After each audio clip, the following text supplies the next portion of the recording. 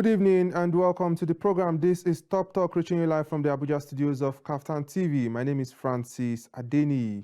Today on the program, we're going to be discussing a lot about the Nigerian music industry, the industry structure, the lack of government support, the mental health issue, and also a lot of dark facts about the music industry. These and many more are what we are going to be dissecting with our guest who is going to be joining us virtually from the United States of America today. But before then, we'll go on a very short break. When we come back, the program continues.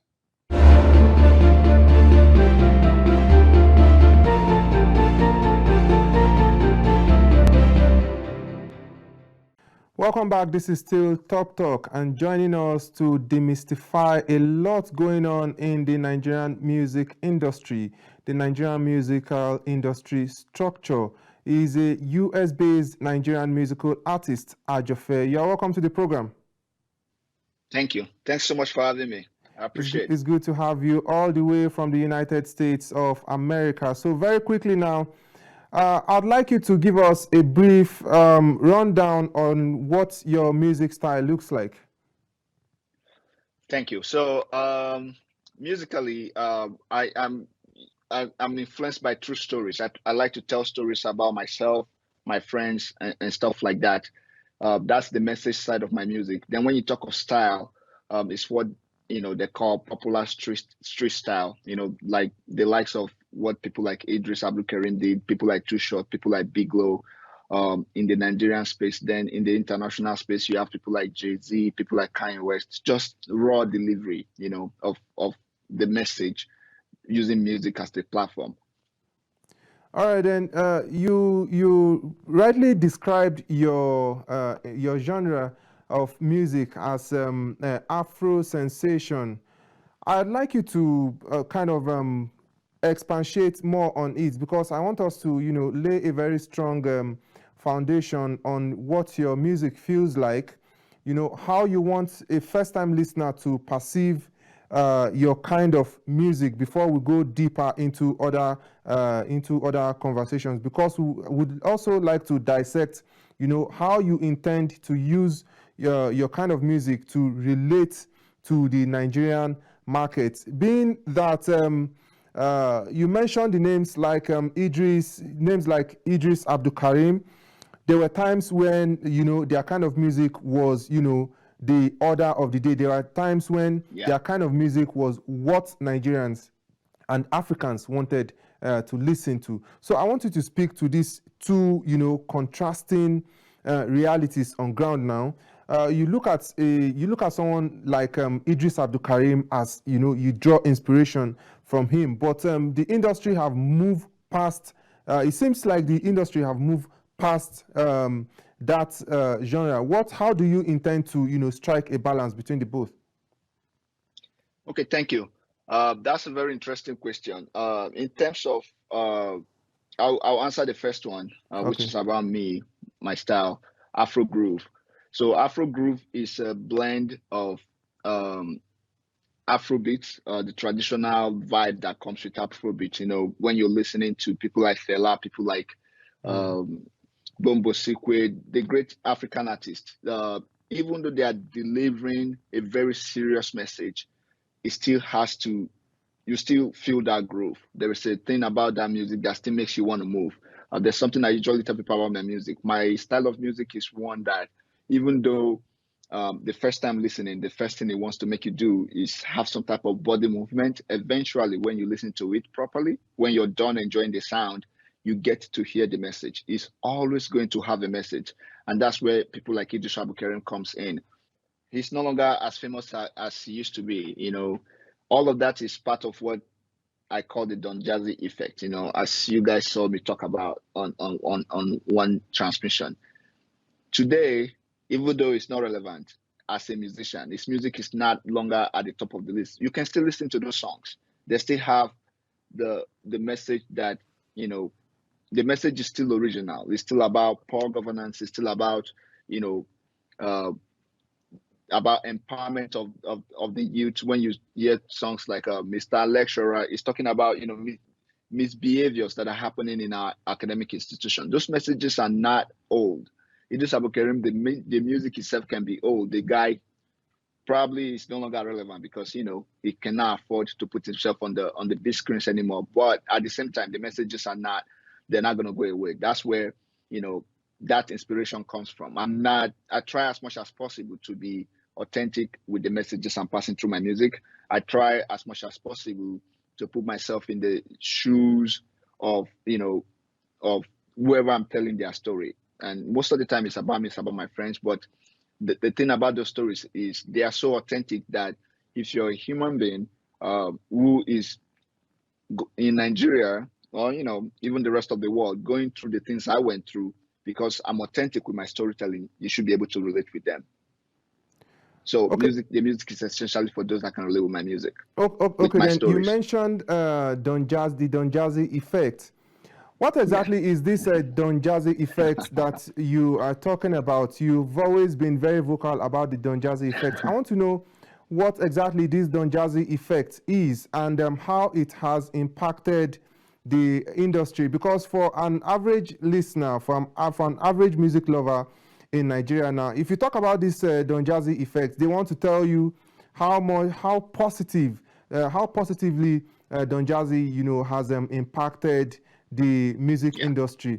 If we talk about years ago, during this same Idris Abdulkarim era, when as a young boy you tell your parents you want to do music, your guess is as good as mine what your parents' response would be. So if we put the Don Jazzy effect into consideration, we can now have teenagers, we can now have young boys and girls say they want to go into music and have the full backing of their parents. So in your own context now, what exactly is this Don Jazzy effect, and how do you think it has impacted the industry both positively and on the negative side?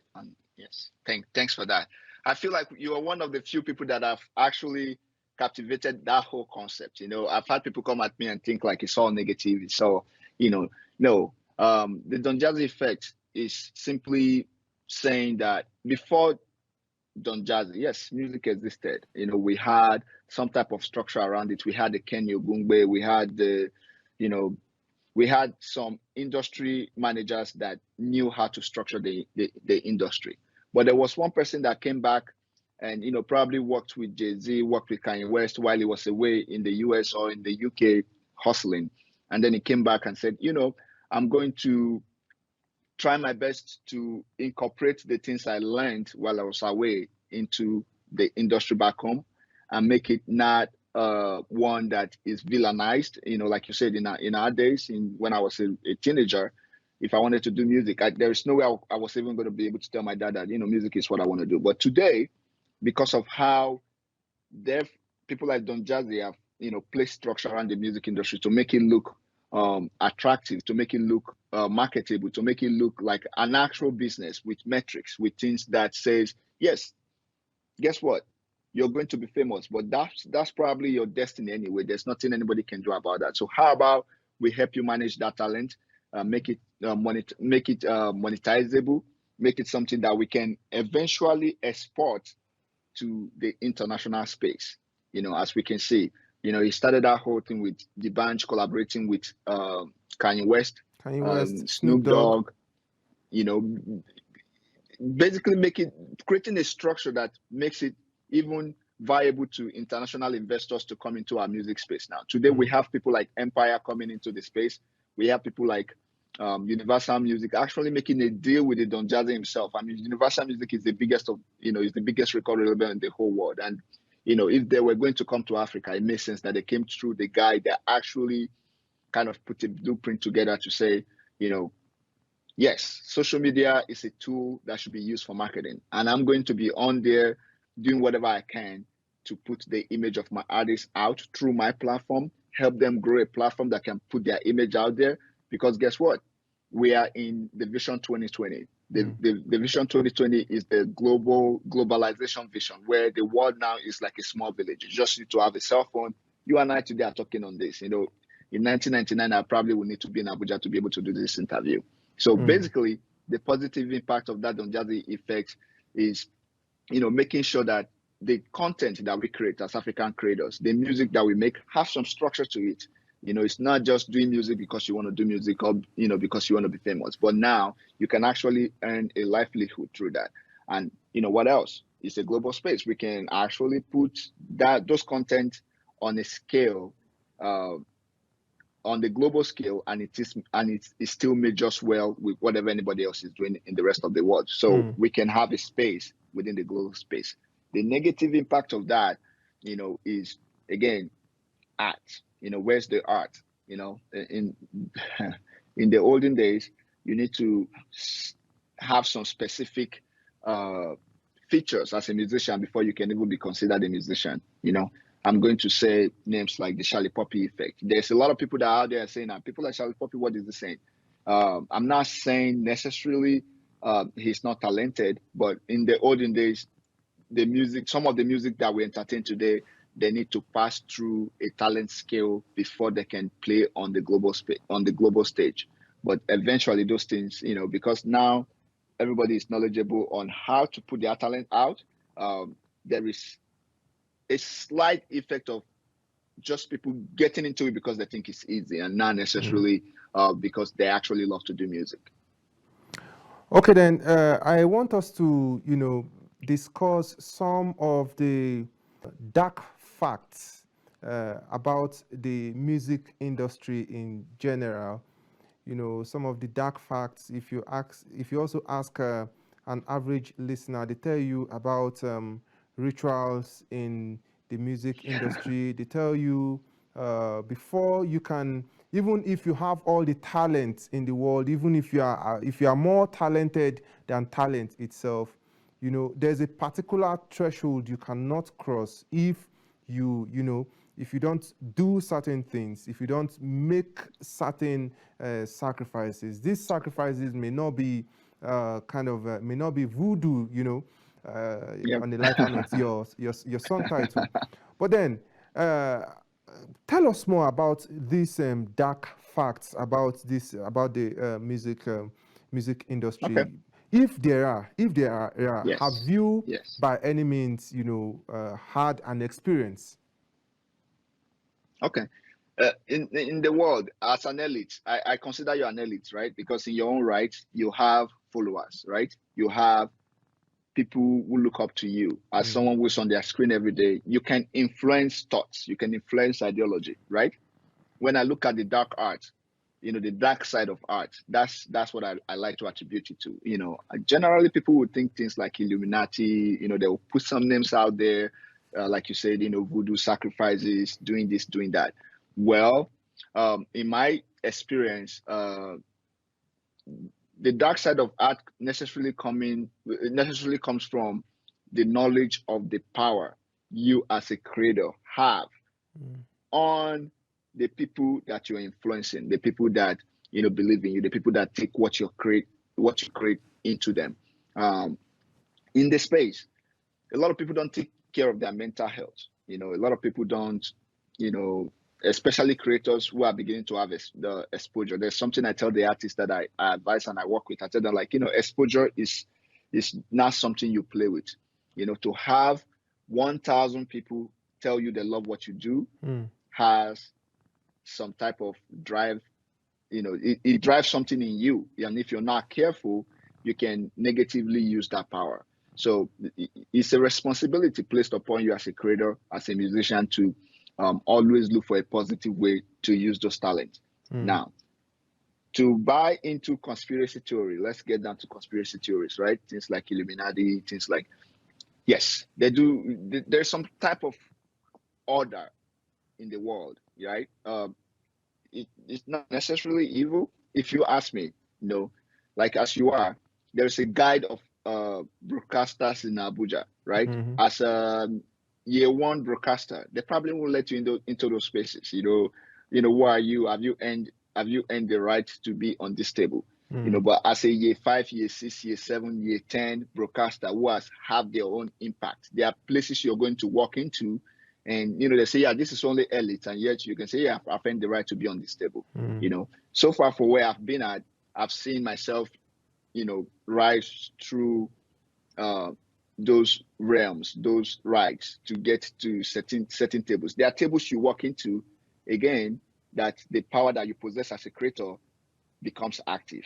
You come into a space and then they are talking of, strategies that might destroy the populace. There are things that are not good for the kids. There are things that are not good for the teenagers. That's where you step aside and say, yeah, I know, because we belong to this particular group of people. There's 15 of us that own the Nigerian music industry. We can definitely control the narrative. We can cause riots and, tell people to go to Lagos State and attack a building. We can tell people we are influencers. We can go on social media and tell people go attack the government house. Are we going to do that? Is that what is going to be beneficial for our populace?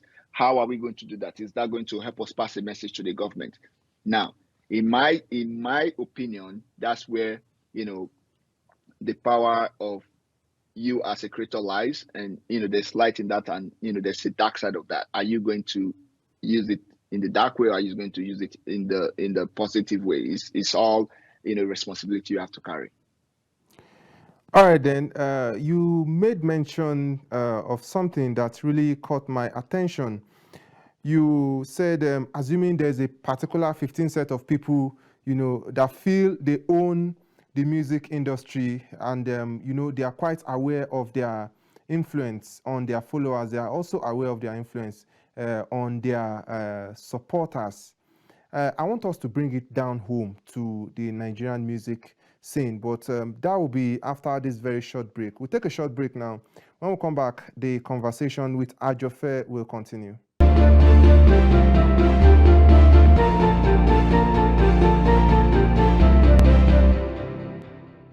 This is still Top Talk, and Ajofe is still here virtually with us, and we are discussing the Nigerian music industry structure. Ajofe, over to you. You made mention of a particular, you assume, you're giving an analogy of 15 people,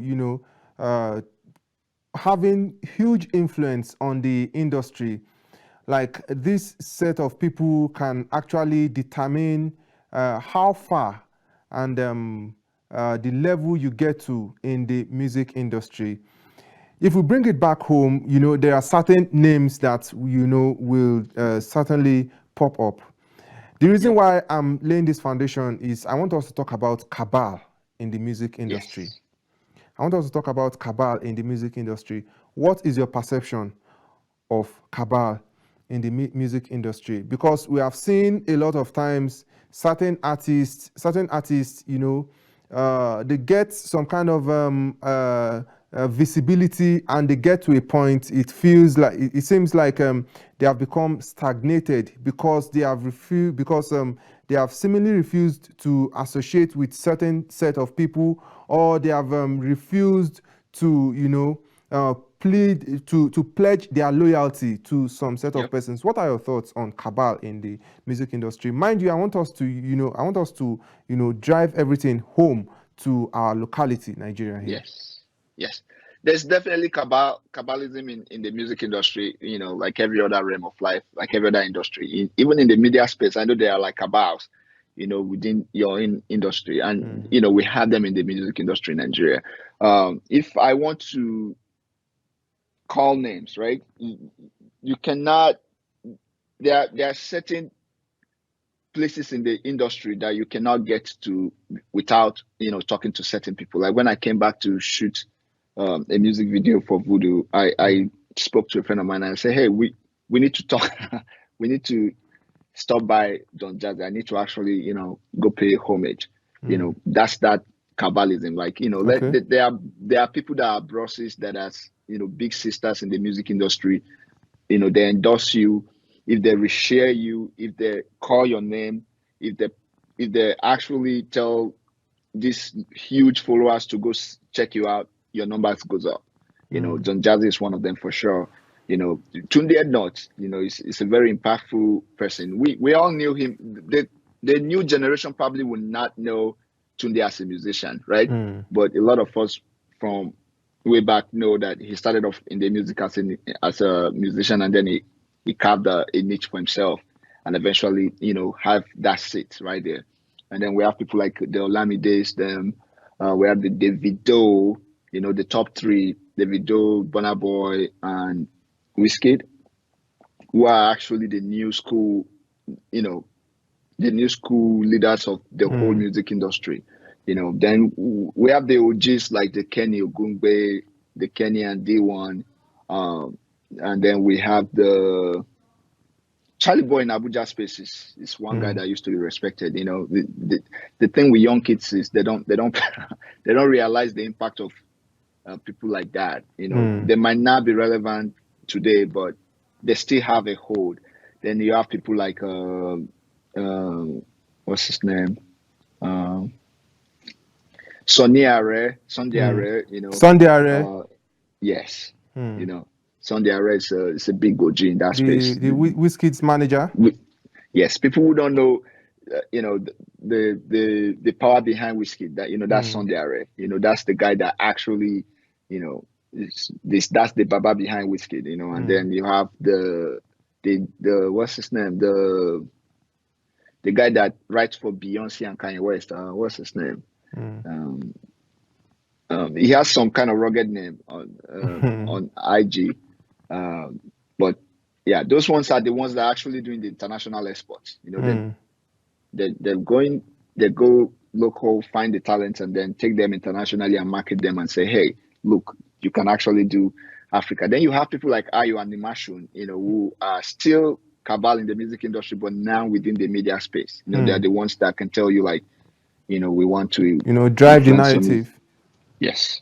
So there's definitely a group of people that if they accept your sound, if they're able to endorse you and say, hey, we think this guy is good to go, then you're definitely going to catch the wave. All right, now, our time is fast spent already. Recently, you released a song titled Voodoo. What exactly was the idea behind that very title? Because I like to relate my programs with my locality a lot, because a lot of Nigerians, when you title a song Voodoo, a lot of ideas, a lot of things just come into their minds. For example, years ago when Don Jazzy released the song Dorobuchi, a lot of Nigerians attributed a lot of things to that particular word. And when he followed it up with this Janta Manta song, a lot of people were like, okay, our assumptions for the first song was correct all along. So what exactly, prompted that very title, and what kind of message did was on your mind to pass to your audience? So diabolism is the biggest part of that. In Nigeria, you start getting to a certain level of success, and people try to look for something to attribute it to. So one thing I started hearing as my music was moving, and as I started breaking these ranks and moving the ladder up, was rumors from people like that it's doing juju. There must be some type of voodoo involved in the way it's moving, and that's why the way if you listen to the song, there was a line where I say, I'm working hard, I'm pushing the buttons, I'm hustling with my friends to make it, but at the end of the day, there's someone sitting down there that's saying, we're doing voodoo, we're doing juju. They're attributing our success to that, and then beyond just voodoo, the whole song centers around even things like, instead of people working hard to attain what they want for themselves, and when they fall short of attaining those particular heights, instead of actually doing a deeper dive to find the reason why, if I have a goal to be in spot B and I never got there, and I stopped at 5 miles before spot B, what happened? How can I not make that happen? Again, they run to saying, it's the devil, you're using drugs. They just attribute it to different things instead of doing a better self-assessment so they can keep going on their goal, which is one skill that I've always used in my life. I try to, whenever I feel like I fall short of any goal I set, I do a self-review, and then I do an analysis, an actual, inward look at, Introspection. yes, what would I have done differently to get here? And it's me preaching that message of I didn't do juju to get here. It's hard work, and at the same time, extending the hand to people that, maybe if you want to learn to do that, you can also do what I do to help me, ace every goal I try to hit. All right, now on a final note, now I want us to talk about the structure, the industry structure. Many times we've seen a lot of musicians doing massive numbers. Yeah. We've seen a lot of musicians, doing massive numbers, talking about the streams and all that. But then these streams do not transmit into financial benefits for these artists. And a lot of times it leads these artists into depression, drug abuse, and all kinds of and other criminal activities, because your music now has put you in the faces of virtually everybody, but then your finances are not, commensurate with what people assume that you should be. What are your thoughts on this? What usually causes this? Because is it the industry structure itself, or the lack of knowledge on the part of artists when they go into, this kind of agreement? Because I listen to some industry, I listen to some, mainstream musicians, and they'd be like, we're making the song. I was just vibing on it. I was just, I did the melody of the song, and the song blew up, and I got no recognition. What are your thoughts on this as we'll be rounding up now? It's a combination of both. It's a combination of both, in the sense that, there is that structure part of it that affects it, and then there's that, again, self-assessment part of it. There are musicians who are outspoken in the Western world. That's one thing that maybe if our musicians want to copy, they should copy that from the Western world. In America, for instance, musicians don't try to live a fake life. In Nigeria, fame doesn't. People like to think that fame equates to financial well-being. It's not necessarily true. Like you said, yes, you have 100 million stream. It doesn't necessarily mean you have $100 million or 100 million naira in your account, right? As a musician, how can you be realistic with that fact and tell yourself that, yes, it's easy to get carried away by 100 million views and, live the life of someone that have 100 million naira? How can I truly live within my means? 100 million views is not 100 million naira. I have only 10,000 naira. How can I today go out as somebody that has 10,000 naira and still, put myself in a position that the people that listen to me still respect me? But our musicians are tempted to go into that life of, I have to put up an appearance of someone that has a lot of money before people respect me. No, you don't. People already respect you for your talent. People already respect you for what you have. If someone tells me, as I am, to show up in a place that I need to spend a certain amount of money that I don't have, I'm going to tell you, I cannot afford that. Sorry, I'm not going to be able to do that. Then when you come to the industry side of it, like you said, some of these gatekeepers, some of these bonds that own the industry, they actually lie to these kids when they bring them on. They don't explain the details of the contract to them, to say, I own your masters, you own the writing, and this is, these are instruments that we both can use. So you get your share of the writing through publishing, and I get my share of the masters through mechanical royalties, like downloads, like streaming and things like that.